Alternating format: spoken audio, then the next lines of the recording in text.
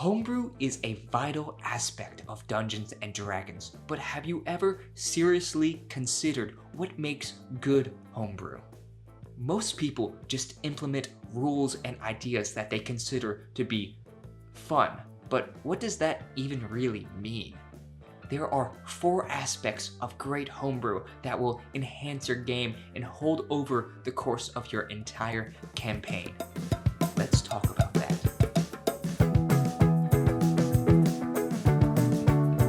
The 4 aspects that determine how successful your homebrew will be are the following: complexity, fun, relevancy, and integrity.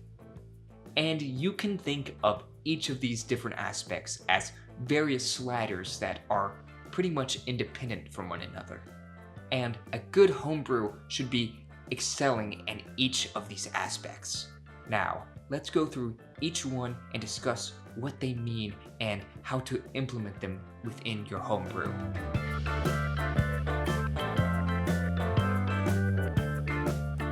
For us, complexity is going to be a measurement on how difficult a rule is to understand, implement, and run. Unless you are replacing an existing rule, each homebrew rule that you come up with will add some sort of complexity to the game. Your goal is to try to minimize this complexity while focusing on excelling at the other 3 goals. Dungeons and Dragons is already a fairly complicated game with tons to keep track of. If you add a rule that essentially doubles the amount of complexity within your game, the most likely scenario that happens is that it turns your game into a slog where you're focused mainly on bookkeeping rather than playing the game. There is only so much information that you and your players can handle at one time. If your rule is too complicated, you might run into the problem where your entire game starts to revolve around this one rule instead of focusing on playing Dungeons and Dragons. Let me give an example. Your D&D party owns a pirate ship and they are sailing between countries.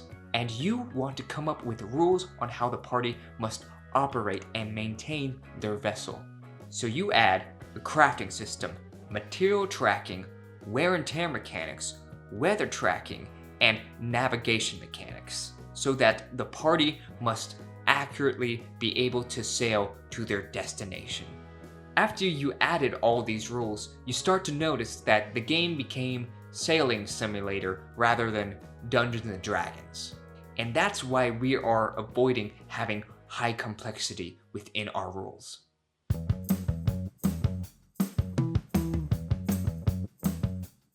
The most subjective aspect of our 4 is fun. It's hard to gauge fun because it's such a loose concept that changes from one person to another. So let's just define it as enjoyment and excitement towards a homebrew rule. It should be a fairly obvious statement that if your homebrew rule isn't fun, you shouldn't add it. However, there's more to it than that.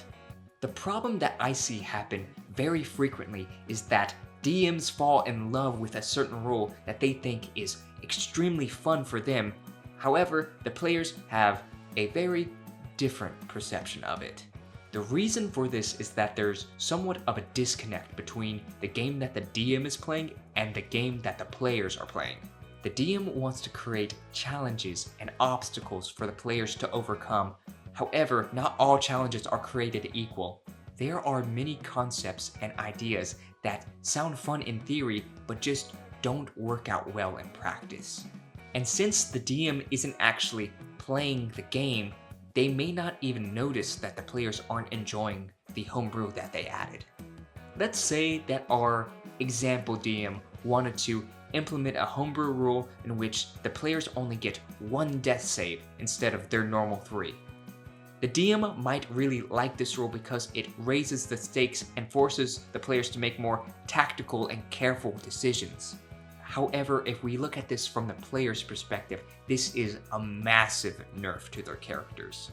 And it makes it so that death is just around every corner. The entire time while they're playing, they're extremely anxious that they might die a meaningless death to some horde of random goblins. This might be a little bit of an extreme example, but you get my point. Sometimes making rules like this is a little bit unavoidable, so make sure that you're constantly checking with your players to make sure that they are enjoying your rules.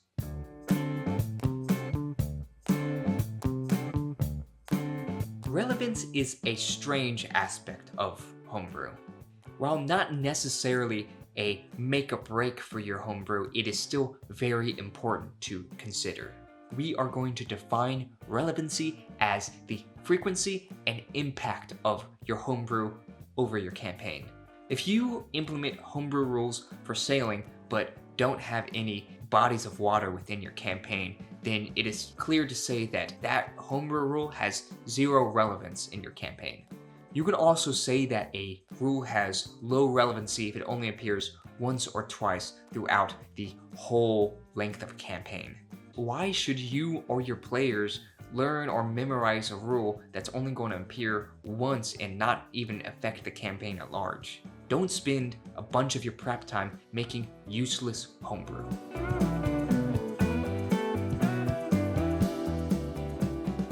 The final aspect of integrity is very important to consider when making homebrew. We will define integrity as how this rule holds up the rest of your game without any unintended breaking or destroying other mechanics.